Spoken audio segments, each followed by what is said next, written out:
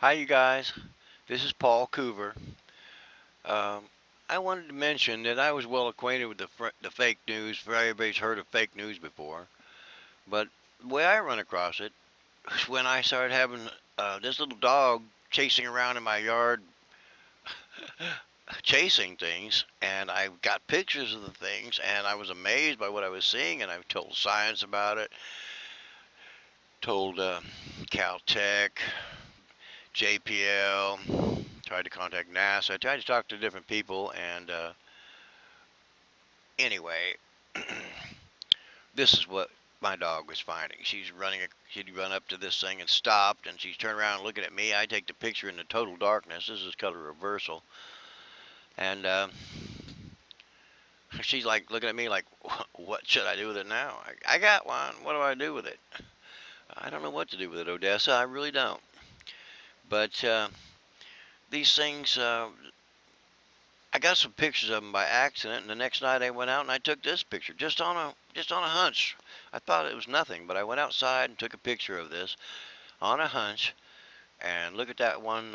You can see the leaves of the tree. You can see the that purple one has uh, orbs inside it and everything. So this had a lot of information on this particular picture, and I was pretty amazed when I took it on the second night I ever tried this. So I got a good start, and I knew it was possible to take some pretty important pictures. Uh, Pictures that nobody expected to see, definitely. And I gave the pictures to CBS, or showed the pictures to the CBS affiliate in town here, and gave a disc of the pictures to NBC and the affiliate here in town. And they wanted me to give them my photographs, but the rights to the photographs, but they weren't going to show it on TV. But they did ask me, say, "All right, we're not going to put this on TV," but they wanted the rights to my pictures. I go, okay. I didn't give them the rights to my pictures. I didn't think that was necessary. Now here's a picture of my dog Dallas, and he's got three of them around him, and he's really intent staring at that one. I'm going to come up with a close-up. I have a close-up somewhere of that where he is looking at that, and the look on his face is so sincere. He's so interested. And I don't know if they're having a little chat there, if it's a friend request, but it's fascinating. Here's some of my sheep. I have some, that's Frankie and Johnny, my first two sheep, and Frankie and Johnny were lovers. And the picture's a little out of square there, sorry about that. And here's back to Odessa. What a gorgeous little baby dog, tough as nails, mean as can be. And here I enter into shameless self-promotion. Uh, my first book was Odessa's Orb. It's a book of photograph. Odessa's Orbs. The photographs the free press won't let you see. And here's laser dogs. There we go. You can see the laser beams coming out of their eyes. That's Odessa and Dallas. And here's my reference to the study in the Journal of Scientific Exploration, volume 19, page or something 3. It's not possible to explain anomalous orbic objects by conventional optical science. They tried to prove that this was caused by optical science, and a full 25% of what they were uncovering could not be proved by optical science mechanism. And they were, of course, trying to get these pictures, so they were taking pictures in front of windows and stuff. But they said a lot of these pictures, the orbs, they moved in anomalous ways. They move in ways that dust and particles cannot move. You can see this is anomalous movement. Also, this picture, the picture was in focus, but this part was blurry, so we come in on it and look. On the right-hand bottom of that picture, it's totally blue, and on the left upper side of that, it's very red tinted. And in astronomy, that is photographic evidence of Doppler shift. Like when the train whistle tone changes as the train goes by, it goes, yeah, that's Doppler shift. And that's photographic evidence of movement. And In this picture, everything's in good focus, but that thing moves.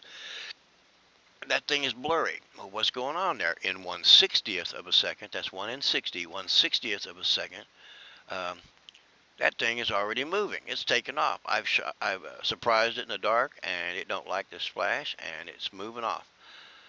And my dog has got his leg raised, his foot raised. He's really alert, like something's there. He doesn't know what it is. And here's one. It was in the bottom right hand of a photo. Notice that the light is hitting it from the left side, and it's three-quarter moon, like we're accustomed to see on the moon. We know that when you shine light on a spherical object from the side, you get a different look. And here we have one that was in the upper right hand of the photograph, and you see it's not round either, not strictly round. It may not be so noticeable, but in this picture, the left biggest orb, it's not round either. It's not three-quarters, but it's not round. You see what I'm saying? The light hitting the round object, the light's not reaching the other side of it, so it doesn't illuminate the whole thing.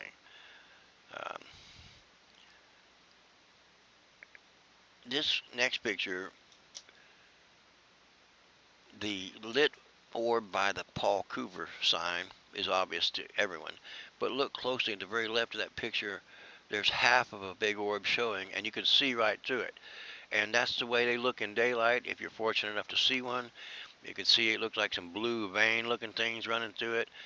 In the sunlight, these things have a little rainbow around the outside of them, about as thickness of your little finger, little rainbow. And incidentally, that's the way the pictures, the artists' renditions of these orbs show in religious iconography. You know, pictures of halos. Here's a axe I made. My granddad was a blacksmith. I'd play around with fire, hammers, forging, that type of thing. Now this picture, I saw this thing up the yard flashing at me in an earlier photograph, so I walked up there, tried to get its picture, and I got in a hurry, and I took the picture too fast, and my flash wasn't set. So I have a picture here with no flash. There is no flash. So there's definitely no reflections, stray reflections. There's no dust particles the flash is operating on. The study said it was possible to take a picture of anomalous orbic objects, images, without a flash, but you'd be like looking at the sun, or you'd be having a shiny object in the picture. Now in this picture, my dog is looking up at something at night. Now he's not howling, he's looking at something. And I don't believe at night that he's looking at dust. I will never believe that because I know what he's looking at. And in fact, here's a pretty good picture of what he was looking at. And they're fascinating. They're they have not been any bother. I don't know anything bad about this. The first troll that came along was 100 times more evil than all of the orbs combined. So these orbs, they're spirits or whatever they are, they're not bothering anybody. In fact, here's my last picture. Look at little Ellie Mae Chompet.